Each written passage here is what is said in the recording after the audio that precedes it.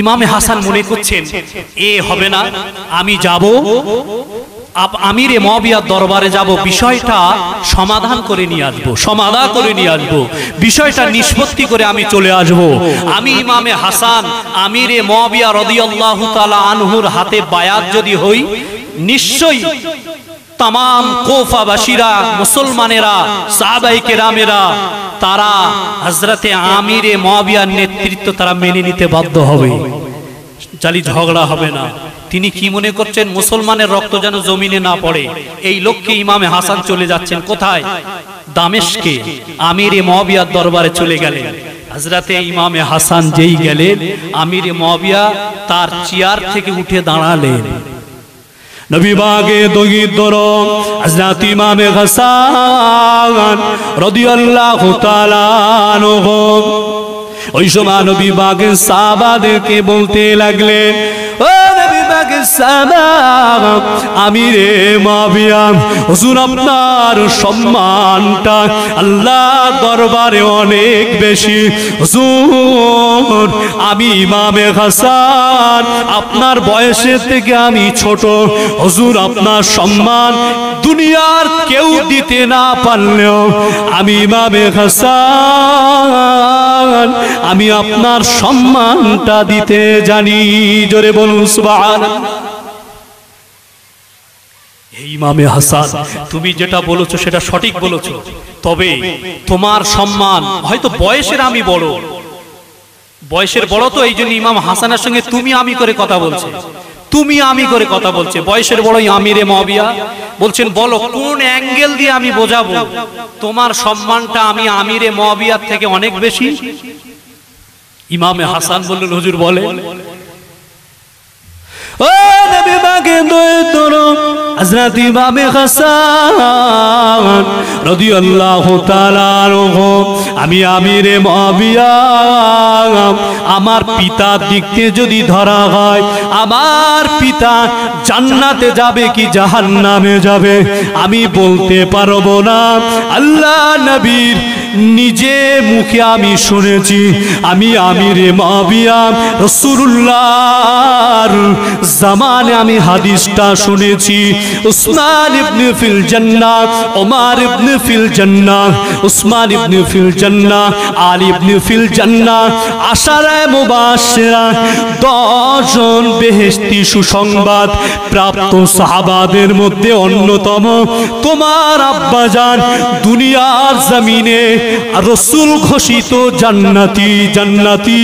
এই দিক দিয়ে আমি আমিরে মুআবিয়া, আমার সম্মানটা আপনার অনেক অনেক বেশি।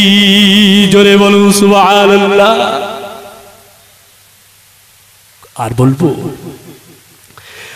ইমামে হাসান আর একদিক দিয়ে যদি ধরা হয়, তোমার আম্মা জান অন্য কেউ নয়, সাইয়্যিদাতু ফাতিমা আহলিল জান্নাহ, তোমার আম্মা জান আল্লাহ পাকের দয়ার জান্নাতের মেয়েদের সরদার আল্লাহ করে দেবেন। তোমার মা জান্নাতি, আমি আমিরে মুআবিয়া, আমার মা জান্নাতে যাবে কি জাহান্নামে যাবে আমি বলতে পারবো না। তোমার মা জান্নাতি, এই দিক দিয়ে আমার থেকে তোমার সম্মানটা অনেক বেশি, অনেক বেশি। ও নবী পাকে দয়ার হযরত ইমামে হাসান, আমি যদি আর এক ধরি, তোমার নানা জান, আমার নানা জান, তাম পৃথিবীর মানুষের সম্মানটা নিয়ে যদি দাড়ি পাল্লা একদিকে রাখা হয়, তোমার নানা জানের নবী মুহাম্মদুর রাসূলুল্লাহ সাল্লাল্লাহু আলাইহি ওয়াসাল্লামের সম্মান যদি দাড়ি পাল্লার এক পাশে রাখা হয়, তোমার নানা জানের সম্মানের পাল্লাটা ভারী হয়ে যাবে। ও নবী পাকে দগিদর, ও হযরত ইমামে হাসান, এই দিক দিয়ে আমার থেকে তোমার সম্মানটা অনেক বেশি। ও আমিরে মুআবিয়া, আমি এসেছি একটাই কারণ, আমি এই হাতটা লম্বা করে দিচ্ছি, আপনি আমাকে বায়াত, গ্রহণ করুন, আমাকে বায়াত করিয়ে দেন। আর আমি যখন বায়াত হব, কোফাবাসীরা তামাম মুসলমানেরা নির্দ্বিধায় নিঃসংকোচে আপনাকে খলিফা বলে মেনে নেবে,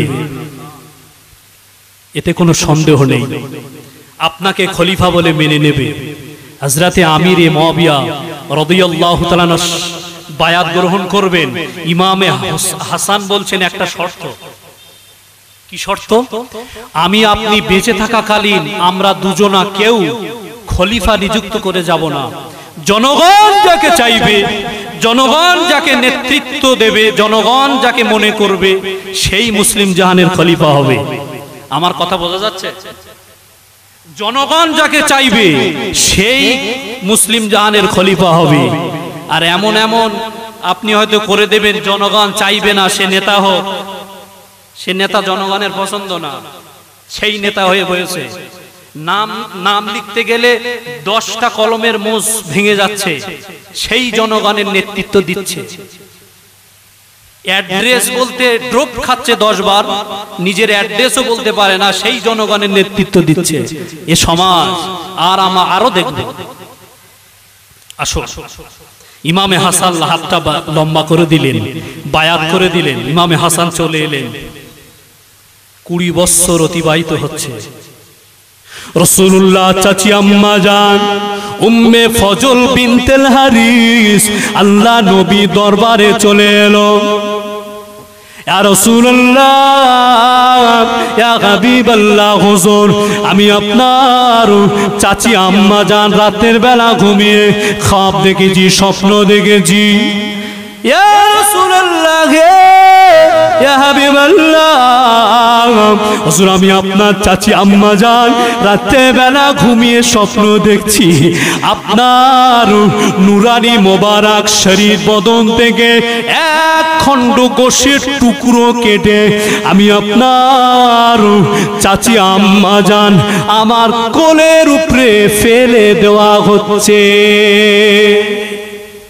আপনার গোশের, আপনার দেহের একটা অংশ, গোশের একটা অংশ কেটে আমি আপনার চাচি আম্মা জান উম্মেল ফজল বিনতেল হারিস আমার কোলে ফেলে দেওয়া হচ্ছে।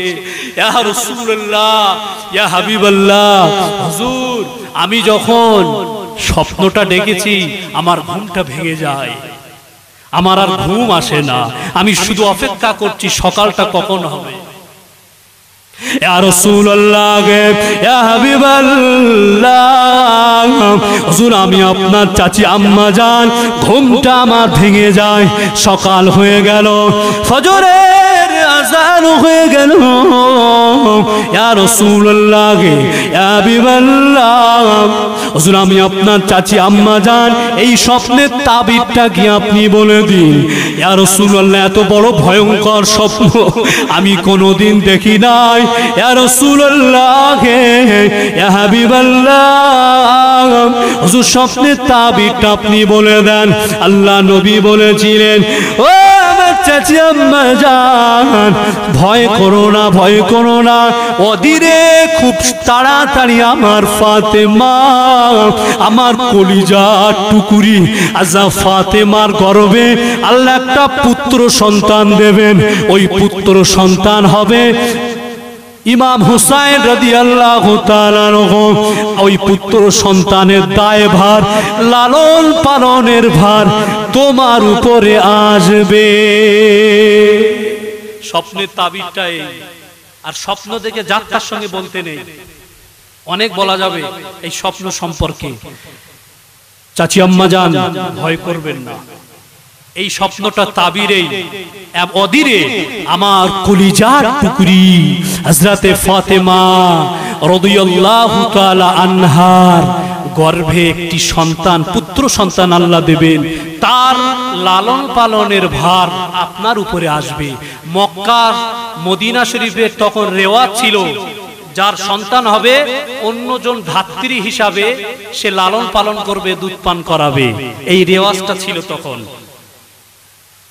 একদিন যায়, দুদিন যায়, 3 দিন যায়, ঠিক ঠিক রাসূলুল্লাহ স্বপ্নের, আমি খুব সংক্ষেপ করে বলছি, যদি এইটুকখানি ঘুরিয়ে বলি না ওয়াজ এখানেই শেষ, আর গাড়ি আগে বাড়াবে না। তো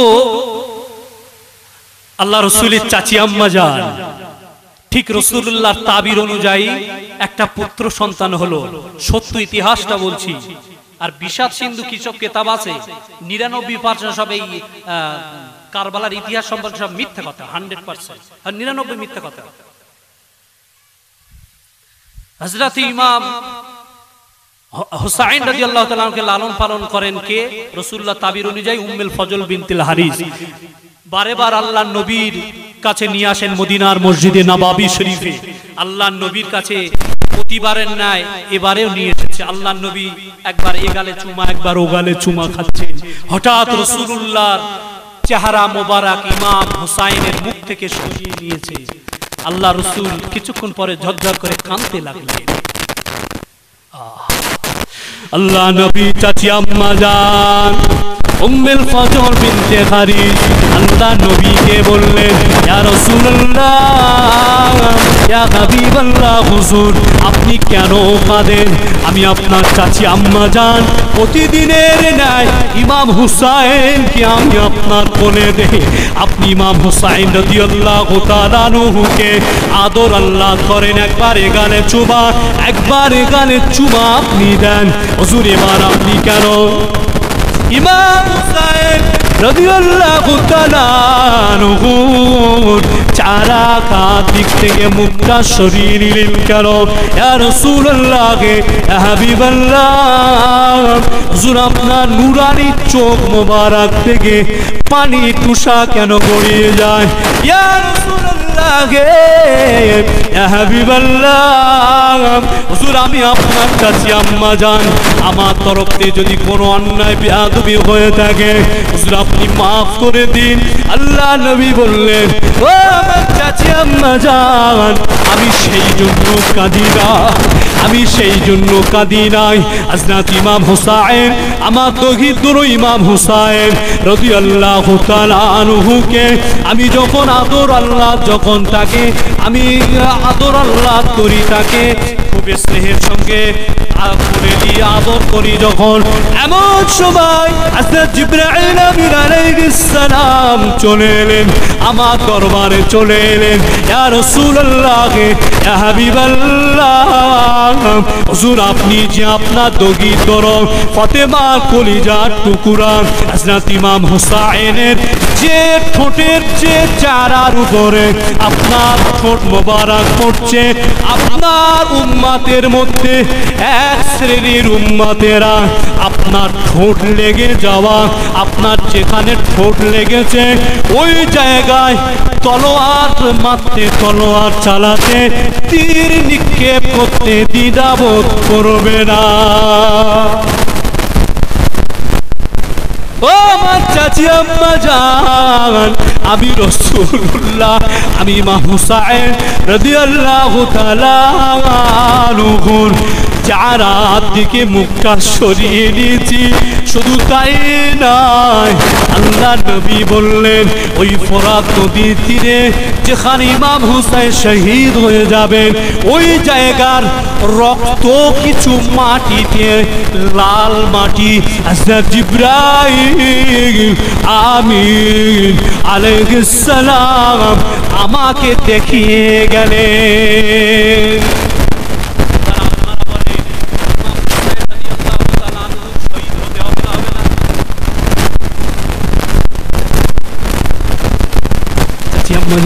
আপনি চিন্তা করবেন না, দেখতে দেখতে ইমাম হুসাইন বড় হয়ে গেল।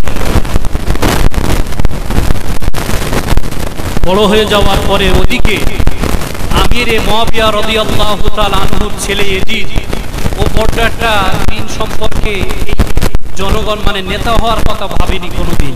ও জঙ্গলে পশু শিকার করত। হঠাৎ আমিরে মুআবিয়া শরীরে অসুস্থ, ছেলেকে ডাকলেন, ইয়াজিদ এদিকে এসো, আমি আমিরে মুআবিয়া তোমার আব্বা ইন্তেকাল হয়ে যাব, জানি না কবে আল্লাহ ডেকে নেবে।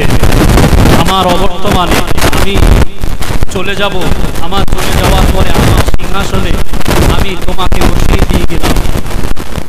মনে করছে ইমাম হাসান সাহাবাদের সম্পর্কে ধারণা পাল্টে যাবে, এই জন্য অনেক ইতিহাস আরো কথা করছে। হযরত ইমাম হাসানের শর্তটা আমিরে মুয়াবিয়া, আমি বলবো আপনারা বলবেন আমিরে মুয়াবিয়া ভুল করেছে, আমি একদম বলবো না আমিরে মুয়াবিয়া ভুল করেনি। আদম আর হাওয়া জান্নাতে গন্ধ করতে ভুল করেছে, আপনারা বলবেন, আমি বলবো ভুল করেনি। এর হাকিকাত সম্পর্কে জানতে হবে। আল্লাহ দুনিয়ায় পাঠাবার জন্য এই পরিকাঠামো তৈরি করেছে। এই জায়গায় আমি বলবো আমিরে মুয়াবিয়া ভুল করেনি, তিনি তার ছেলে এজিদকে সিংহাসনে বসিয়ে দিয়ে গেলেন। টোটাল দামেস্কের অধিবাসীরা এজিদের নেতৃত্ব মেনে নিলেন। মক্কা মদিনা কুফাবাসীরা প্রায় 18,000-এর মতো মুসলমান, রাসূলুল্লাহর সমস্ত সাহাবায়ে কিরামেরা, তাদের মধ্যে কিছু কিছু কিতাবের মধ্যে বলেছেন এভাবে হযরতে আমির মুয়াবিয়ার ছেলে এজিদের নেতৃত্ব মেনে নিতে পারেনি। আমি ইমাম হোসাইন আমার এক ফোঁটা রক্ত থাকতে ওই এজিদের নেতৃত্ব আমি মেনে নেব না। আমার নানা জানে রেখে যাওয়া গণতন্ত্রকে রাজতন্ত্র হতে আমি দেব না। সেখান থেকে মতবিরোধ তৈরি হয়ে গেল। হযরতে ইমাম হোসাইনের কাছে চিঠি পাঠাচ্ছে, কোথায় কুফাবাসীরা চিঠি পাঠাচ্ছে, আপনি আমাদের কাছে আসুন, আমরা বায়াত হব। এতটা চিঠি পাঠালেন। এখন তো গাড়ির জমানা, তখন তো গাড়ির জমানা ছিল না, তো ঘোড়া ছোটার জমানা, ঘোড়া ছড়িয়ে এত চিঠিটা এসে গেল। ইমাম হোসাইন তিনি মনস্থির করলেন, তিনি মনস্থ করলেন যে আমি কুফায় যাব। তিনি মদিনা শরীফ থেকে বিদায় দিচ্ছেন। নানা জানের শেষ দোয়া, ইয়া রাসূলুল্লাহ গে ইয়া হাবিবাল্লাহ, হুজুর আমি ইমাম হোসাইন, আপনার নবীর আপনি আমাকে কতটা ভালোবাসতেন। ইয়া রাসূলুল্লাহ হাবিবাল্লাহ, হুজুর আমি ইমাম হোসাইন, আমার আপনার কথা যখন মনে উঠত, আমি ইমাম হোসাইন রাদিয়াল্লাহু তাআলা ছুটে ছুটে ছুটে ছুটে ছুটে ছুটে ছুটে ছুটে আপনার দরবারে চলে আসতাম। আপনার মাজার মোবারকে এসে আপনার কাছে এসে আমি দোয়া করতাম। আপনি বলেছেন মান যারা কবরি ওয়াজাবাত লাহু শাফাতি, মান যারানি বাদা ওয়াফাতি ফাকান্নামা যারানি ফি হায়াতি। আপনার জামানে শুনেছি যে আমার মাজারটা ধারে আসলো,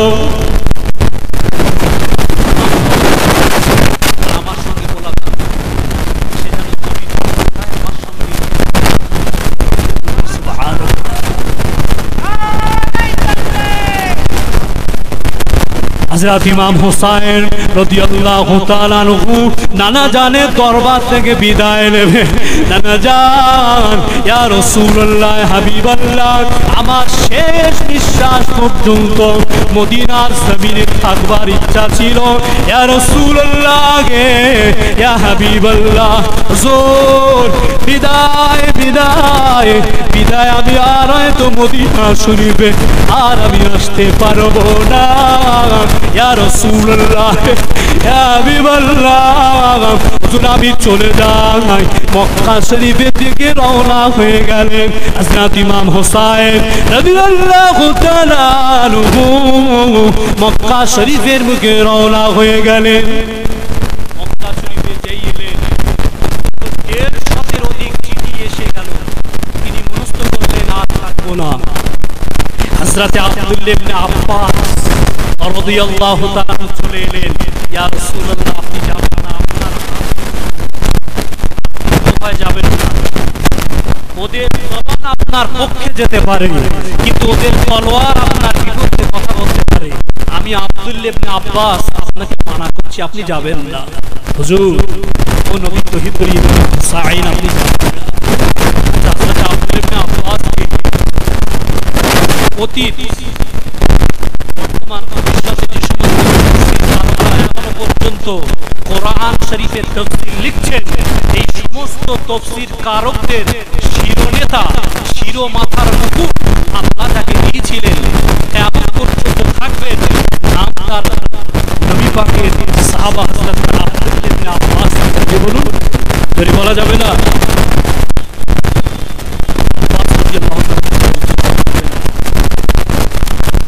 ভাবে শুনছে না।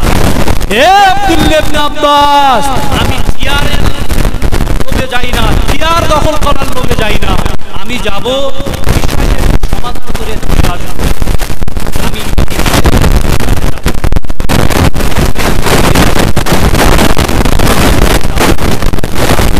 দিতে পারবেন না।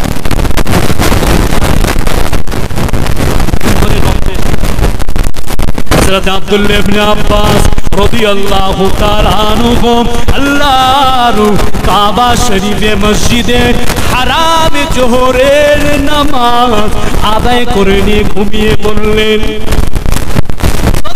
মগ্ন হয়ে গেল।